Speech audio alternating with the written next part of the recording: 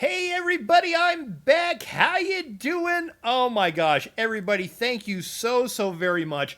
The Frostagon build, the PvE and the PvP has been very well received. Thank you so much for all the support with it.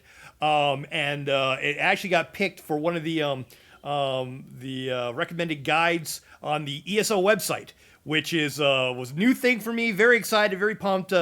Very stoked about that. That's the first time I've been on there with a build. So very proud of that. So thank you all for the wonderful support. I really do appreciate it. If you haven't checked out that build, the PvE or the PvP, go check that out. A lot of fun build, great option for the Warden, and just a lot of fun to play.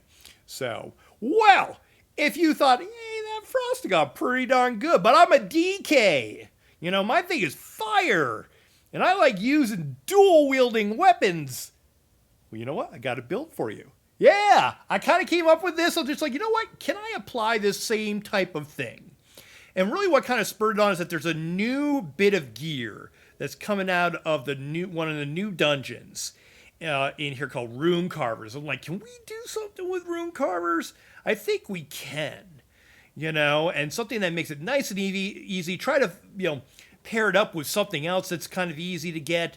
And let's see if we make a dad build out of this. And oh my gosh, lo and behold, super surprised of what I was able to come up with. A really amazing build, a very dot heavy build, even though it's only one bar. I mean, it's just absolutely amazing. I think one of the most fun things I ever did with it is I went into a VMA, and do you know like the third round there where you've got the mechanical spider at the end for the boss and everything, where I was able to put down my banner, put down all my dots, and then just walk away and just let it dot and die.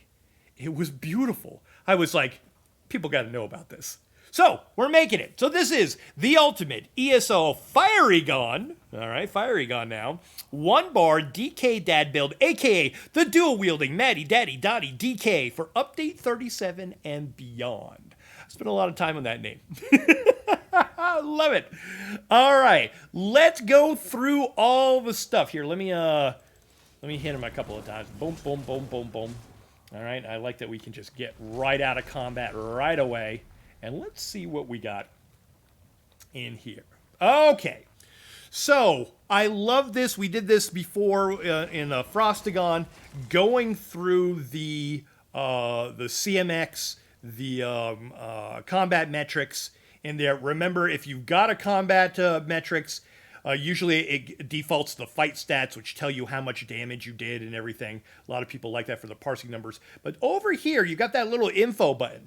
You got to make sure to click on that info button, because at that info button, you're going to see all of the background stuff that we need to talk about for how to build Fierygon. So, and I've got the, just like before, I've got in the description below, I have it all written out for everything, so you can follow along with that, or you can use that as a quick reference, or copy and paste so that you've got it, so you're able to reference it. So, what we've got is a one-bar build, of course, in here, and we are using Runecarver's Blaze Dagger. All right, this Runecarver set is pretty amazing. It comes out of the new Scrivener's Hall dungeon with update 37, one of the new dungeons in there. And it's one of the sets out of here. And oh my gosh, does it give us so much power. We've got spell damage, some offensive penetration, but then this big thing, your damage over time effects deal an additional 1623 flame damage every third damage tick. That's every third damage tick. So if you've got a dot and it lasts for 9 seconds, you are going to get a tick on 3, on 6, and on 9. All right? So you're going to get that. It's going to be amazing. So you got all this extra damage coming at you to help you out that you don't have to do anything for it to do it other than, have some damage over time effects. This damage scales off of your weapon or spell damage, which is quite high. That I didn't take into consideration when I was making this. Everything you'll see in a little bit how high our spell damage is. It's actually the highest of any one of my characters. So just amazing.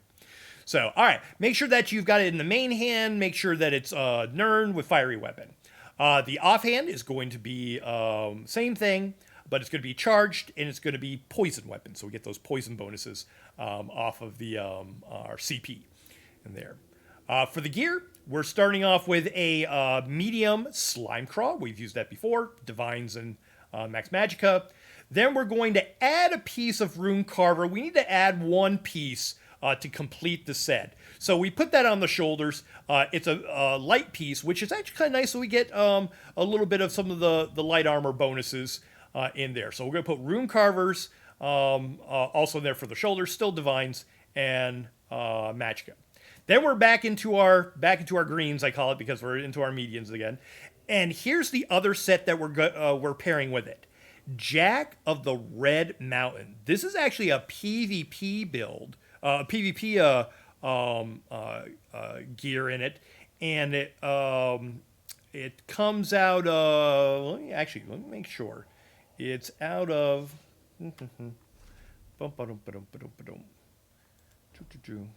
I'm also doing my. Let's see, Red Mountain. Yeah. Actually, wait, no. This one is the Overland one. I'm doing my PvP build at the same time of it. Spoilers. I got another video that's going to be in there. So that's actually out of Stonefalls. And so just from doing all the stuff, the Overland stuff in Stonefalls, you're going to get this. So all the Red Mountain stuff. So pretty easy to acquire.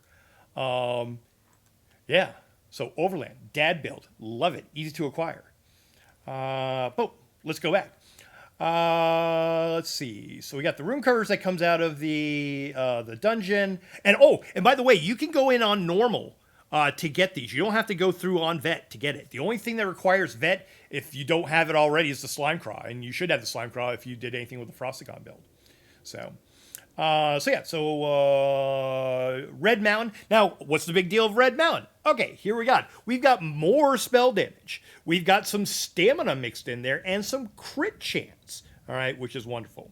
And here's the thing. When you deal damage with a weapon, you spawn a volcano that erupts after 1 second, launching liquid hot lava at the closest enemy and dealing 12,173 flame damage. Oh my god. I love that when it pops up and I'll be battling against somebody and there'll be enemy to like my right or left. And then all of a sudden a volcano opens up and it, hits them with one of these and they're instantly dead. It's like, oh, thanks.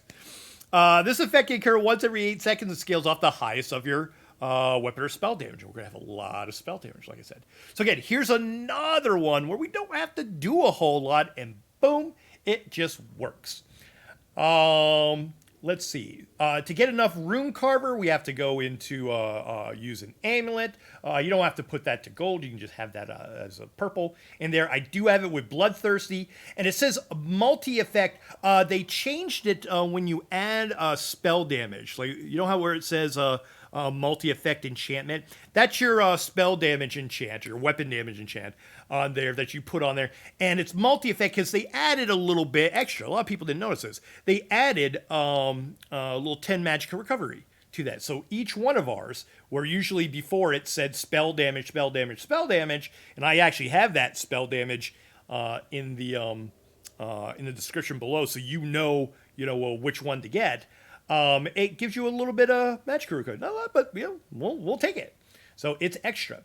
So we've got that for one Amulet and one ring, and then of course we have our Oakensoul again in the Bloodthirsty with that multi-effect enchant. All right, so yeah. What about our CP? What's going on with that? Well, same thing like before. Green, you can kind of do anything with the crafting. It really doesn't matter. We have our Wrathful Strikes, our Fighting Finesse, and our Master at Arms, which is the same thing that we had on Fierygon, but we're changing it up. Instead of biting aura, we are using the Thaumaturge because of all the dot damage that we're going to be doing. So we're going to be, focusing on that. So we want to use that CP in there. All right. And then all the passives, And for fitness, you do the same thing like you did before. Boundless, Vitality, Fortified, Rejuvenation, Siphoning spells, and all the passives. You even have a little bit of play in there where you could go into I know some people that trade out the Rejuvenation for a little bit of the celerity if you want to get that going in there so that you're running around a little bit faster. That's fine as well. I actually use it on my PvP version of this so I can move around a little bit faster in combat. So yeah, so there are definitely some flex spots and options within that. All right. Let's see. Let's look at, boom. Our attributes are all going to be in the Magicka, so 64 into that. And if you take a little peek at here, check out this spell damage. Unbuffed spell damage, 5239. Holy frijoles. We hit like a truck, and so do our dots. You know, oh my gosh, more dots, more dots, more dots. It's crazy. It's crazy how hard that we hit, how hard our dots hit. Things just melt. I was so surprised, especially when I was doing VMA and going through. I'm like, really? I'm like, what's my, oh my gosh, my spell damage is. I think when it's buffed up and I've got everything going, I think it gets up to 5,600. Yeah, I think that's what it was going when I was getting some of the buffs going. So, yeah, just absolutely amazing. So, our Mundus that we're going to use, we are going to use the Thief. Where is there it is. The Thief Mundus. We are going for food. Our regular Witch Mother's Potent Brew. You know, it's just that good.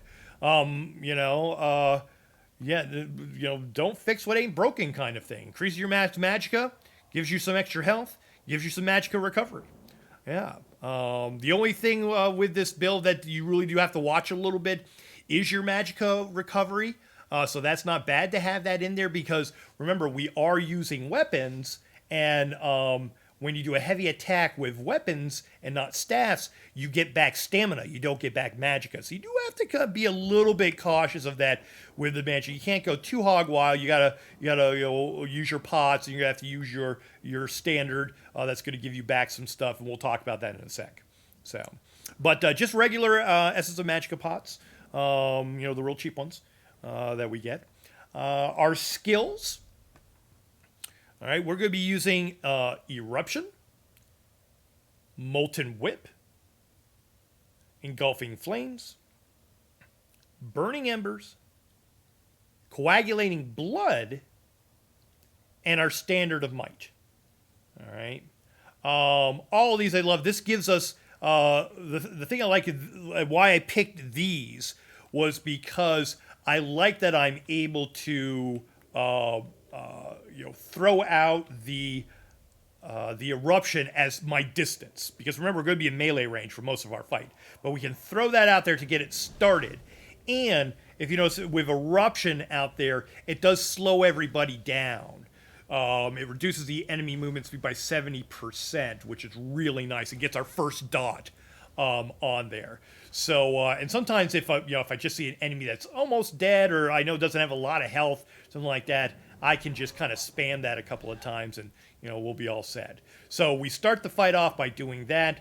I get into range. I'm getting my fire breath dot on there. I do my nice little swipe, which I love this because Burning Embers does a real good amount of damage as a dot, and it heals you. So we already put a heal on us, and you can dot up as many... Oh, cool eyes right there. Look at that. Oh my gosh. Sorry, distracted. I really love this build. It looks cool too when you play it. What was it saying? Oh yeah. The Burning Embers. You just hear people laughing at me. It's like, squirrel. You get that nice heal on. You could actually do that to multiple targets. So what I'll do is that I'll have like a group of targets that are coming at me. I'll lay that down, so that they all kind of slow down, and then I'll go to them and I'm just like swipe, swipe, swipe, swipe, and now I'm getting all these heals, and actually they can't do much to me, and sometimes I'll just block and just let them die to the dots. So, and then after you set down all those dots, boom, the fire breath and the scratch there, then it's just light attack and your whip. So I'm just light attack weaving in the whip. Yeah. I love that. I love that interaction, with that. If you've noticed, all of my builds are light attack builds in there. Right now, what's really popular, of course, is the heavy attack builds. Heavy attack builds I enjoy, but they're just a little bit... I want to be just a little bit more active in that. So if you like being just a little bit more active in that, or if this might be an alt for you and you have a heavy attack main or something like that, this is a great option for that because you feel like you're engaged a little bit more with a 1-bar build. All right. And then, like I said, resources to get back. You've got your pots, but you also have your standard of might, which is great. Because it's if you don't know the standard of might, if you call down a standard dealing flame damage every second for 20 seconds, adding the major defile, reducing their healing and receiving of health, recovery, standing in the area increases your damage done and reduces the damage taken by 15%.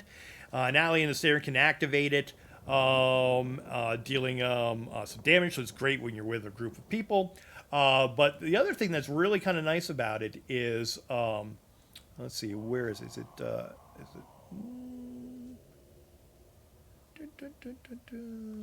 I'm in the no. Oh, no wonder I didn't see it. I'm in the wrong one. Boom! It is. Is it Surrey Heat? Increase the damage over time of your furling, something like that. I always forget where it is.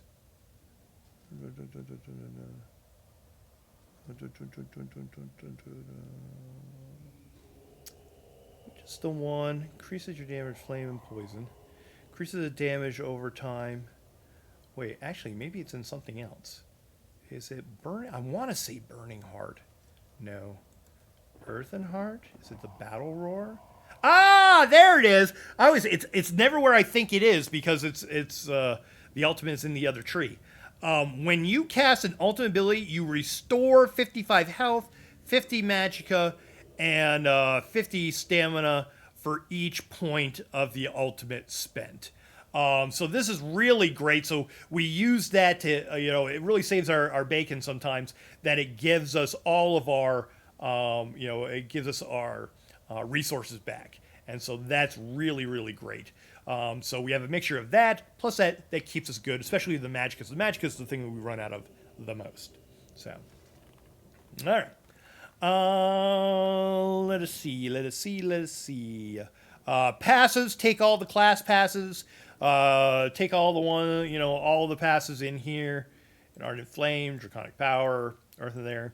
Weapon, take all the dual wield, even though we don't have anything, but because we are dual wielding, it's going to, it gives us bonuses. Excuse me. Armor, you're going to do light and medium because we're wearing both of those. And, your Undaunted gives us a little bit of bonuses too as well. So make sure to get those. The Racial, make sure to put all the skill points into those. And then all the other passives, at your own discretion, all your crafting and all your Fighters Guild and things like that. You can put that in there as well. So, all right. I think that does it. Let me see. Did I miss anything? I always miss something in there. So we went through all of the CMX on everything. We did everything on there. We went through the gear. We went through all the CP, our attributes, our Mundus, our food, potions, skills, pass. Yeah, that'll do it. So yeah, wonderfully fun, really amazing. And again, I'm surprised at how much damage we do with just having a 1 bar. Because one of the things that kind of stopped me a little bit from doing anything with a Runecarver was, for a 1 bar, was that, you really get a lot of its usage from doing, having a front bar and a back bar and just like a ton of dots. Because every dot does this every third tick thing. And so it really is, could that be done? And it really does. It's a really powerful build of my, it's a little bit more powerful than, I can say it, than my Frostagon build, as far as just raw power. I cut through things, really fast because I've got so much spell power. It really is amazing. But where Frostagon is more kind of a management, kind of slow things down, freeze them, take your time with stuff like that. This thing is just a burn, You know, it just burns thing down, and you can do a lot of damage, even walk away from enemies, and they'll finish off there. So. All right. So again, I got the description for everything down below. If you have any questions or anything like that, let me know what you think about this build. You know, is this something that you might try with try to get with all the new dungeons and stuff? And like I said, the Red Mountain stuff is overland. It's not too hard to get. It's gosh, like I said, I'm having a blast with it. A lot of fun. And I'm gonna record, actually right after this, we're gonna get into the PvP version of it. So I'm gonna put both of them up at the same time. I'm gonna have a PvP version and the PvE version at the same time, so you can get into this.